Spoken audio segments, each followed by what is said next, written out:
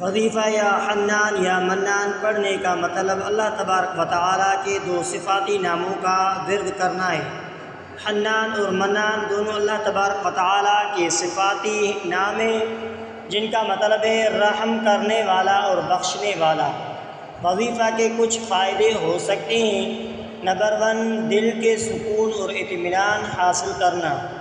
Number 2، مشکلات اور مصائب میں مدد حاصل کرنا۔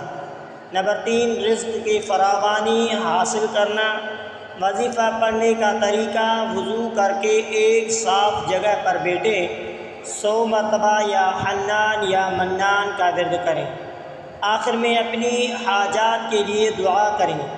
یہ عمل کسی بھی وقت کیا جا سکتا ہے، تاہم صبح اور شام کا وقت زیادہ بہتر سمجھا جاتا ہے۔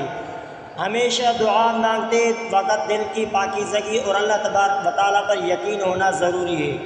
وظیفہ یا حنان یا منان کی مزید رہنمائی کے لیے درج ذیل نکات پر غور کریں۔ نیت اور مقصد: ہر عمل سے پہلے نیت کی تصحیح کریں۔ یہ یاد رکھیں کہ اللہ تبارک و تعالیٰ کی رضا کے لیے وظیفہ پڑھا جا رہا ہے۔ معزز سامعین اکرام، خاص مقصد یا خاص حاجت کو ذہن میں رکھتے ہوئے وظیفہ شروع کریں۔ تعداد اور ترتیب: تعداد 100 مرتبہ، 313 مرتبہ یا 1000 مرتبہ پڑھا جا سکتا ہے۔ معزز سامعین اکرام، لیکن مستقل مزاجی اور خلوص کے ساتھ ترتیب نماز فجر اور عشاء کے بعد پڑھنا زیادہ مؤثر سمجھا جاتا ہے۔ تو معزز سامعین اکرام، دوران وظیفہ کوئی اور بات یا عمل نہ کریں۔ اضافی دعائیں: معزز سامعین اکرام، وظیفہ مکمل کرنے کے بعد درود شریف، درود ابراہیمی 3 یا 11 مرتبہ پڑھیں۔ اپنی حاجات اور مشکلات کے حل کے لیے اللہ تبارک و تعالیٰ سے خلوص دل سے دعا کریں۔ پرہیز: دل کی صفائی اور نیت کی درستگی ضروری ہے۔ غیر ضروری باتوں اور گناہوں سے بچنے کی کوشش کریں۔ معزز سامعین اکرام، دیگر اہم باتیں: وظیفہ کے وقت مقرر کریں اور اسی وقت روزانہ پڑھنے کی کوشش کریں۔ اگر ممکن ہو تو روزانہ کے معمول میں شامل کریں۔ تو معزز سامعین اکرام، وظیفے کو آگے بڑھاتے ہوئے یہ بھی یاد رکھیں کہ ہر چیز کا حل اللہ تبارک و تعالیٰ کے ہاتھ میں ہے اور وظیفہ ایک وسیلہ ہے۔ مستقل مزاجی اور یقین کے ساتھ عمل کریں اور اللہ تبارک و تعالیٰ کی رحمت اور مدد کی امید رکھیں۔ تو معزز سامعین اکرام، وظیفے کو آگے بڑھاتے ہوئے یہ باتیں ذہن میں ضرور رکھیں۔ وظیفہ یا حنان یا منان کی مزید رہنمائی کے لیے درج ذیل امور پر غور کریں۔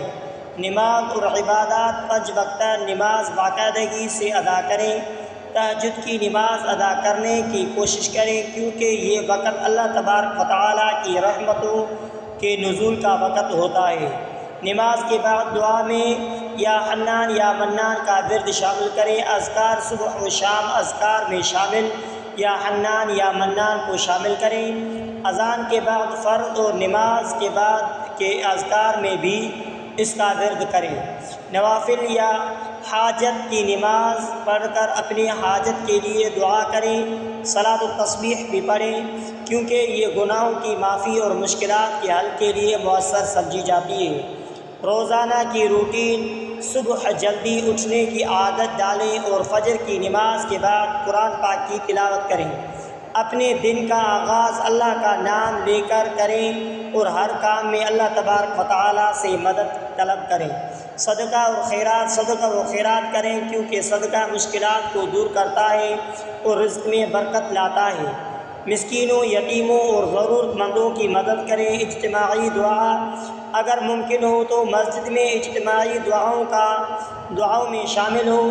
جمعہ کے دن خصوصی دعا کریں، کیونکہ جمعہ کا دن قبولیت کا دن ہے۔ دعا کی قبولیت کے اوقات افطار کے وقت دعا کریں کیونکہ یہ وقت دعا کی قبولیت کا وقت ہے۔ جمعے کے دن عصر کے بعد سے مغرب تک کا وقت بھی دعا کی قبولیت کے لیے بہترین سمجھا جاتا ہے۔ تفکر اور غور و فکر، اللہ تبارک و تعالیٰ کی تخلیقات پر غور کریں اور اس کی عظمت کو سمجھنے کی کوشش کریں۔ دل میں اللہ کی محبت اور خشیت پیدا کریں۔ صبر اور شکر، مشکلات میں صبر کریں اور ہر حال میں اللہ کا شکر ادا کریں۔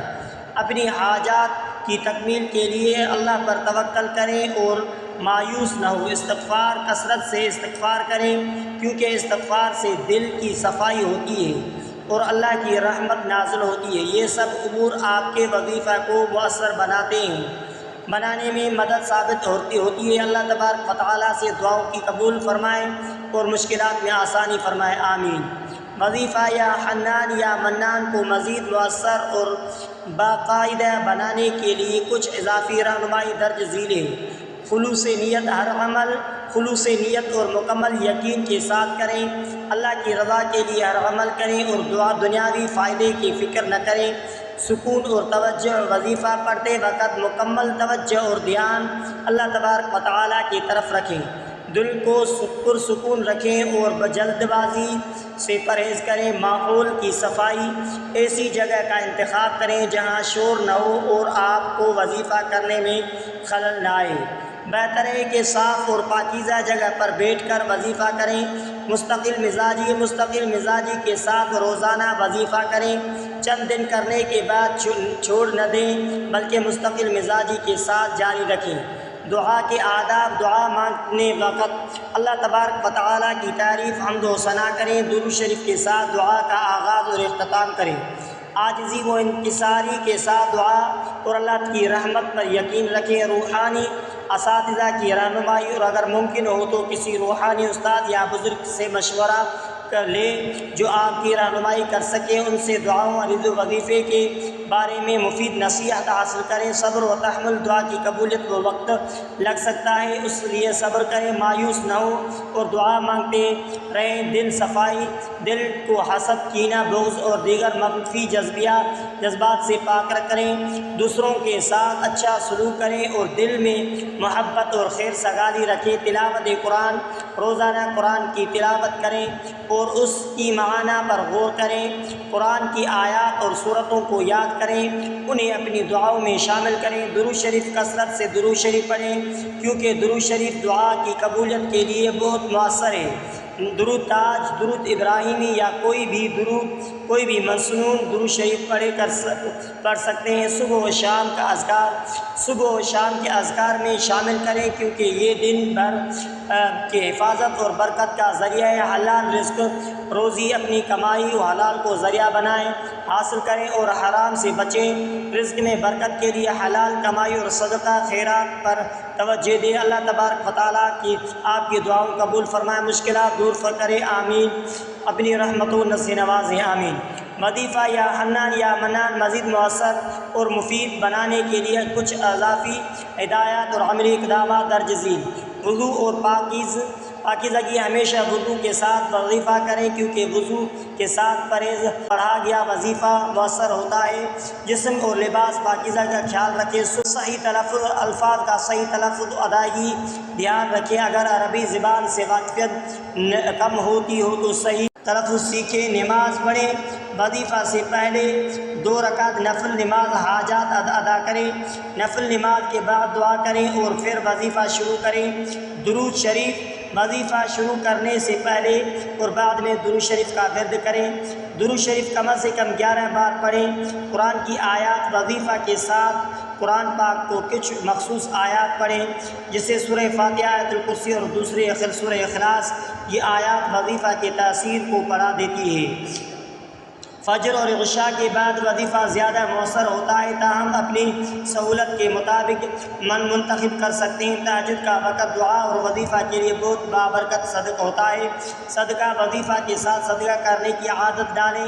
اپنے صدقے کو خفیہ رکھیں اور اللہ تعالیٰ کی رضا کے لیے کریں۔